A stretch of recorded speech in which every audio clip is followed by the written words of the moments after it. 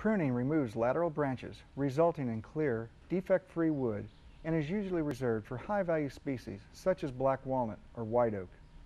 Pruning should begin when the tree is young and continue as necessary as the tree grows. Since 70 to 80% of a tree's timber value is in the first log, your goal should be a clear trunk up to about 18 feet. This allows for a 1-foot stump height and some trim allowance once the tree is cut. Light pruning, where you're removing less than 10% of the total crown, can be done almost any time of the year, with the exception of spring. Pruning in the spring provides open wounds that can attract insects and any diseases they may be harboring. A classic example is oak wilt.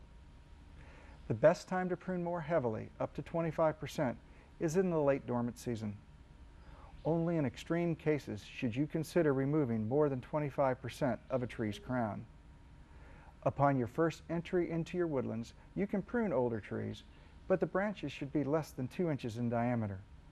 The larger the branch scar, the longer time it will take to heal. Let's go back to the woods with Scott and see how he prunes his high-value white oaks. Well, Scott, we're here by a white oak that looks like it's a potential crop tree, but as I look above me right here, this doesn't look like it's going to make a crop tree. What are you going to do in this case? What I try to do is hit at least 1,000 of these trees a year that I prune, and I do this on various off-season. But in a case like this, I got my pruning saw, and it doesn't take long at all to be able to prune these off. And actually, I'd prefer, if possible, to get a tree that's a little smaller than this tree, because the more clear wood you have, the more you're going to get dollars and cents wise for the tree. But when this tree is 24 inches approximately in diameter, then I've got lots of clear wood. Now that I've eliminated some of the defects, it'll heal over here in a couple of years, and then I'll have a pretty clean tree that again can bring 5 to 10 times more per board foot than if I'd left the limbs on it.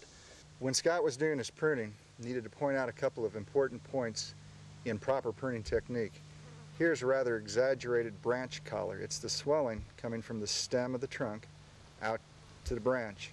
Lots of folks like to make a nice flush cut. That's the wrong way to do it. When you do that, you've taken away the natural ability of that tree to heal itself. You want to come out from what's known as this branch collar and make your cut out here. It's just like a leaf falling off a tree. When you take it off here, then what's called an abscission zone, the tree will naturally heal itself and prevent decay and disease from entering at that point.